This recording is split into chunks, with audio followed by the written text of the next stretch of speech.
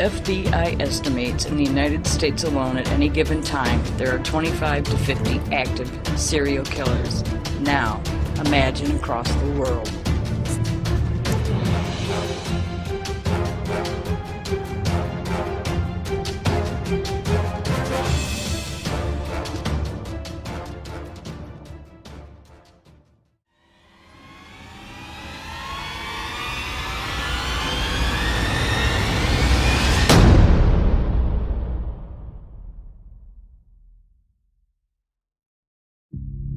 During the spring and summer of 1974, police in the Pacific Northwest were in a panic. Women at colleges across Washington and Oregon were disappearing at an alarming rate, and law enforcement had few leads as to who was behind it. In just 6 months, 6 women had been abducted. Panic in the area reached fever pitch when Janice Ann Ott and Denise Marie Naslund disappeared in broad daylight from a crowded beach at Lake Sammamish State Park. But the boldest of the abductions also yielded the first real break in the case. On the day Ott and Naslund vanished, several other women remembered being approached by a man who had tried and failed to lure them to his car. They told the authorities about an attractive young man with his arm in a sling. His vehicle was a brown Volkswagen Beetle, and the name he gave them was Ted. After releasing this description to the public, the police were contacted by 4 people who identified the same Seattle resident, Ted Bundy. These 4 people included Bundy's ex-girlfriend, a close friend of his, one of his co-workers, and a psychology professor who had taught Bundy.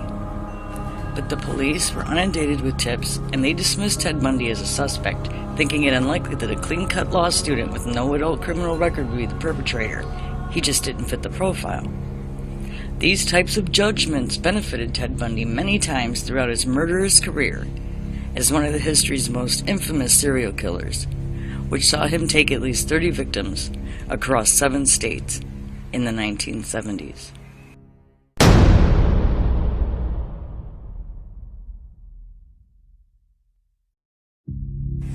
Ted Bundy was born in Vermont across the country from the Pacific Northwest communities he would one day terrorize.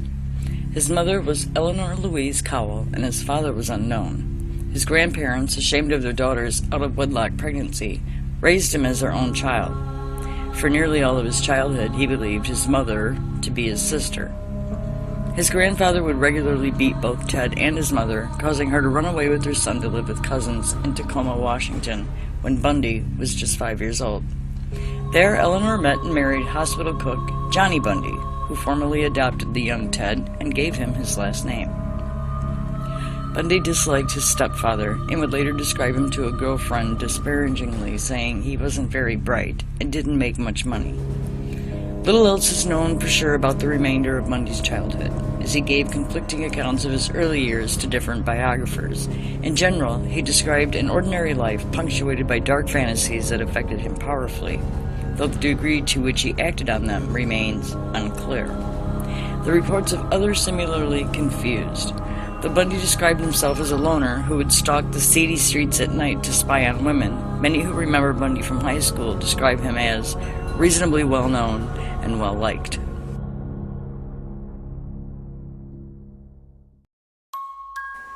Ted Bundy graduated from high school in 1965 and then enrolled in the nearby University of Puget Sound. He spent just 1 year there before transferring to the University of Washington to study Chinese. He dropped out briefly in '68, but quickly re-enrolled as a psychology major. During his time out of school, he visited the East Coast, where he likely first learned that the woman he believed to be his sister was actually his mother. Then, back at the university, Bundy started dating Elizabeth Klopfer, a divorcee from Utah who worked as a secretary at the School of Medicine on campus. Later, Klopfer was among the first to report Bundy to police as a suspect in the Pacific Northwest murders. Also among the 4 people who gave police Bundy's name was former Seattle police officer Ann Rule, who met Bundy at around the same time while they were both working at Seattle's Suicide Hotline Crisis Center. Rule would later write one of the definitive biographies of Ted Bundy, The Stranger Beside Me. In 1973, Bundy was accepted to the University of Puget Sound Law School, but after a few months, he stopped attending classes. Then, In January of 1974, the disappearances began. Ted Bundy's first known attack was not an actual murder, but instead an assault on 18-year-old Karen Sparks, a student and dancer at the University of Washington. Bundy broke into her apartment, bludgeoned her unconscious with a metal rod from her bed frame before sexually assaulting her with the same object.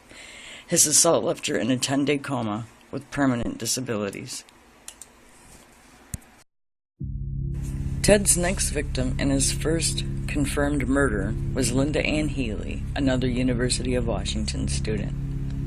A month after his assault on Karen Sparks, Bundy broke into Healy's apartment in the early morning, knocked her unconscious, and then clothed her body and carried her out to his car. She was never seen again, but part of her skull was discovered years later at one of the locations where Bundy dumped his bodies. Afterward, Bundy continued targeting female students in the area. He developed a technique, approaching women while wearing a cast or appearing otherwise disabled and asking them to help him put something in his car. He would then bludgeon them before binding, raping, and killing them, dumping their bodies in a remote location in the woods. Bundy would often revisit these sites to have sex with their decaying corpses. In some cases, Bundy would decapitate his victims and keep their skulls in his apartment, sleeping beside his trophies. Over the next 5 months, Bundy abducted and murdered 5 female college students in the Pacific Northwest: Donna Gail Manson, Susan Elaine Rancourt, Roberta Kathleen Parks, Brenda Carol Wall, and Georgian Hawkins. Responding to this rash of disappearances, police called for a major investigation and enlisted a number of different government agencies to help look for the missing girls. One of these agencies was the Washington State Department of Emergency Services, where Bundy worked. There, Bundy met Carol Ann Boone, a twice-divorced mother of 2, whom he would date on and off for years as the murders continued.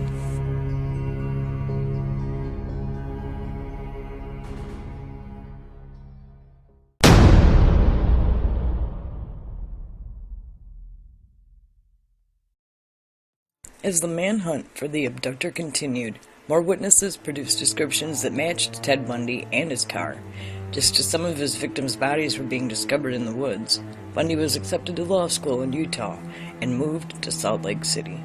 While living there, he continued to rape and murder young women, including a hitchhiker in Idaho and 4 teenage girls in Utah. Lupfer was aware that Bundy had relocated to the area, and on learning of the Utah murders, she called police a second time to reaffirm her suspicion that Bundy was behind the killings. There was now a mounting pile of evidence pointing toward Ted Bundy, and when Washington investigators compiled their data, Bundy's name appeared at the top of the suspect list. Unaware of law enforcement's growing interest in him, Bundy continued killing, journeying to Colorado from his home in Utah to murder more young women there. Finally, in August of 1975, Bundy was pulled over while driving through Salt Lake City suburb, and police discovered masks, handcuffs, and blunt objects in the car. While this was not enough to arrest him, a police officer, realizing that Bundy was also a suspect in earlier killings, put him under surveillance.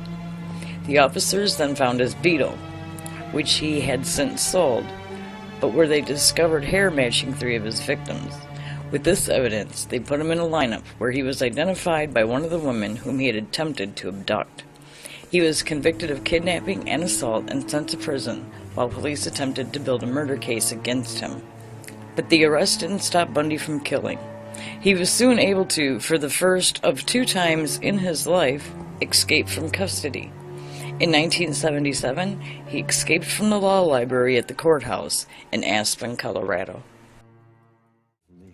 Well, just the other day, I was walking down Main Street. I heard the screaming from this record store. There's this kid with a record running right at me. So I unholstered my service weapon, making like I was about to discharge. Oh, that means shoot. Give me a ticket for an aeroplane. Ain't got time to take a fast train. Lonely days are gone, I'm a-going home. My baby just wrote me a letter. I don't care how much money I gotta spend. Got to get back to my baby. Don't Bundy jumped out of this second-story window at the front of the Pitkin County Courthouse this morning. He was scheduled for a court appearance and apparently had been locked into the law library by sheriff's deputies while attorneys were arguing a motion to strike the death penalty. Witnesses say he left in a hurry. However, nobody saw him open the window, and he escaped clean in an unknown direction. Because he was serving as his own lawyer, he'd been allowed into the library during a break in his preliminary hearing. Nominally, he was researching the laws pertaining to his case, but the fact that he was his own counsel also meant that he was unshackled, and when he saw his chance, he took it. He jumped from the library's second window and hit the ground running, disappearing into the trees before the guard returned to check on him. He planned to make his way toward Aspen Mountain, but he broke into a cabin and later a trailer for supplies, but resources were scarce, and it wasn't long before he scrapped his plan to vanish into the wilderness. Back in Aspen, he stole a car thinking to put some distance between himself and the jail cell he was fleeing. But the reckless speed with which he was trying to flee Aspen made him conspicuous, and police officers spotted him. He was recaptured after 6 days of being on the run. Bundy's next escape took place just 6 months later, this time from a jail cell. After carefully studying a map of the prison, Bundy realized that his cell was directly beneath the living quarters of the prison's chief jailer. The two rooms were separated only by a crawl space. Bundy traded with another inmate to get a small hacksaw, and while his cellmates were exercising or showering, he worked away at the ceiling, scraping away layer after layer of plaster. The crawl space he made was small, very small, so he began deliberately cutting back on meals in an effort to lose weight. He also planned ahead. Unlike last time when his escape had failed because he was without resources in the outside world, he stowed away a small pile of money smuggled to him by Carol Ann Boone, the woman who would later marry him in prison. When he was ready, Bundy finished the hole, crawled up into the chief jailer's room. Finding it unoccupied, he swapped his prison jumpsuit for the man's civilian clothes and strolled out of the jail's front doors. This time he didn't dawdle. He stole the car immediately and got out of town, making his way to Florida. It had been Bundy's intention to keep a low profile, but Florida life was presenting unexpected challenges. Unable to produce identification, he couldn't get a job. He was back to grifting and stealing for money, and the compulsion toward violence was simply too strong. On January 15, 1978, 2 weeks after his escape, Bundy broke in to Chi Omega's sorority house in Florida State University campus. Within the span of just 15 minutes, he sexually assaulted and killed Margaret Bowman and Lisa Levy, ginning them with firewood and strangling them with stockings. He then assaulted Kathy Kleiner and Karen Chandler, who both suffered horrific injuries, including broken jaws and missing teeth. He then broke into the apartment of Cheryl Thomas, who lived several blocks away, and beat her so badly she lost her hearing permanently. Still on the run from February 8th, Bundy abducted 12-year-old Kimberly Diane Leach from her middle school and murdered her, concealing her body on a pig farm. And then once again, his reckless driving caught the attention of the police. When they realized that his plates belonged on a stolen car, they pulled him over and found the IDs of 3 dead women in his vehicle, linking him to the FSU crimes. "I wish you had killed me," Bundy told the arresting officer. Throughout his ensuing trial, Bundy sabotaged himself by ignoring the advice of his lawyers and taking charge of his own defense. He unnerved even those assigned to work with him. Quote, "I would describe him as being as close to being like the devil as anyone I ever met," end quote, said defense investigator Joseph Alloy. Bundy was ultimately convicted and placed on death row at Florida's Radford Prison, where he suffered abuse from other prisoners, including a gang rape by 4 men, and conceived a child with Carol Ann Boone, whom he married while he was on trial. Bundy was finally executed by electric chair on January 24, 1989. Hundreds of people gathered outside the courthouse to celebrate his death. And although he confessed to many murders before his death, the true number of Bundy's victims remains unknown. Bundy denied certain killings, despite physical evidence tying him to the crimes, and alluded to others that were never substantiated.